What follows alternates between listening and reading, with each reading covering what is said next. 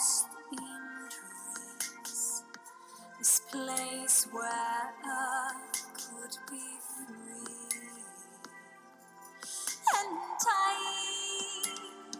I will follow my feeling,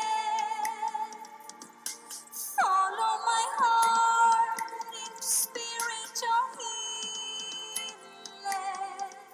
Hi guys, it's lockdown time, but I'm outside because this is where you get your best immune boost, is in the woods. So if anybody has the opportunity to go do that, to get outside, take some deep breaths, enjoy the nature, and just enjoy the solitude of being outside, it's really where you're going to boost your immune system.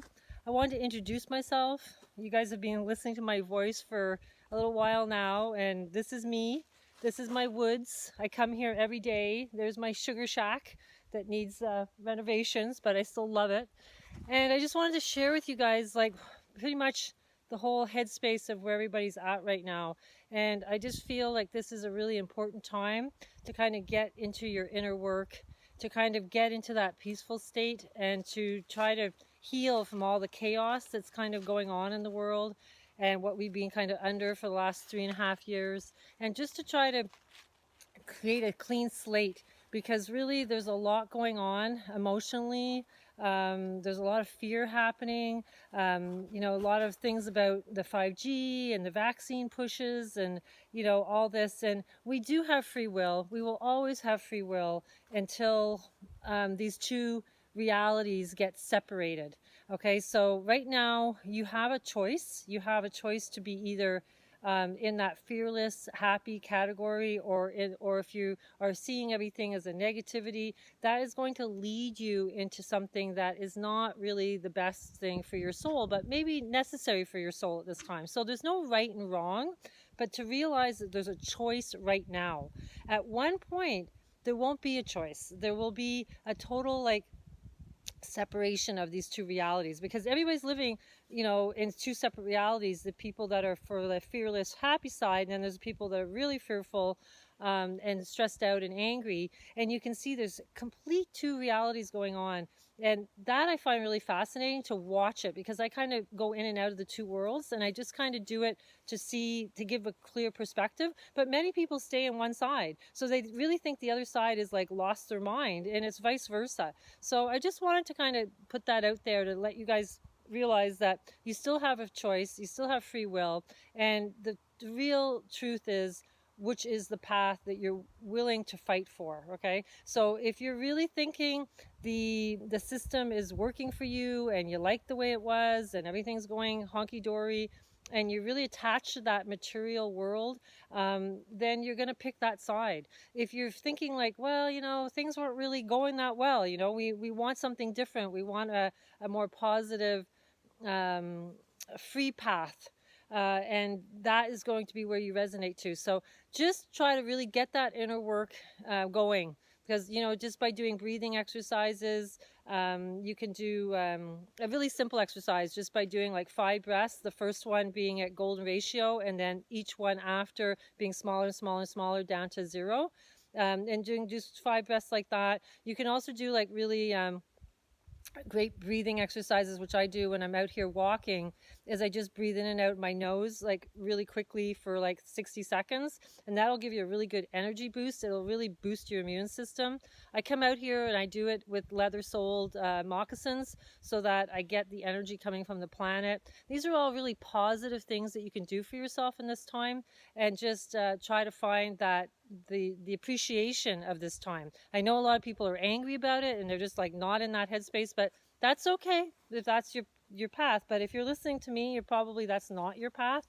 So I just wanted to put that out there, and I'm going to start putting these little videos out so that you can kind of see how I'm starting to just try to get to that inner bliss state, because that inner bliss state is where you create your ability to have higher consciousness. Okay, so when you get into that happy state and you're there for long periods of time, you can activate kind of like information downloads that kind of inspire you, that kind of connect dots, and it's just all of a sudden happens. I get them a lot when I just wake up in the morning, I'm just in that state where I'm kind of asleep, but kind of not. And, you know, I drink water before I move around too much, and that kind of gets the whole message through. So sleeping, trying to do lucid dreaming, trying to have that memory of your dreams. These are all super important things at this time, and just basic inner work, okay, which means take the time for yourself, take the time to de-stress, and connect to nature. That's the biggest thing. Connect to nature. Don't stay locked up in your house. You can still do social distancing. I have nobody around me, but get out into nature, okay? And that's really an important part of it. Do sun gazing at the sunset. Really important time to open up your pineal gland, you know, get rid of the fluoride, get out of the fluoride water, get out of the fluoride toothpaste, all really not good to get you to stay in a bliss state at this point in time. You really want to be able to access these energies coming in from the planet, access the energies coming in from the Atlas comet. We also have a Swan comet coming in at the same time, right in the constellation of Taurus, right by the Pleiades. They're all coming in conjunction with the Venus-Mercury conjunction in the Silver Gate. And then we have this big, huge Saturn conjunction on the winter solstice. And I'm going to put a video together about that because I realize that has to do with Kepler's work. And the reason, you know, why Kepler's so important in the whole astrology history and what he was about. And he was really mapping those Saturn conjunctions with Jupiter. Okay, and we're in the 22nd one, which happens to be the number of the tarot cards. Okay, so this is all interrelated. So just try to not have fear. Even if I'm talking about constellations, if you're not a believer in astrology and you think it's evil, just try to get out there and connect to nature. It's the best thing you can do. And for me, it's like I love looking at the stars every night and understanding them, and I don't fear that. I see that as a connection to the heavens. So it's really your perception of whether you want to hang on to fear or let go of it.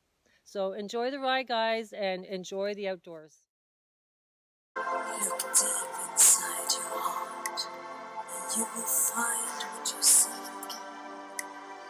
The light in your heart will shine bright like stars. You are free. You are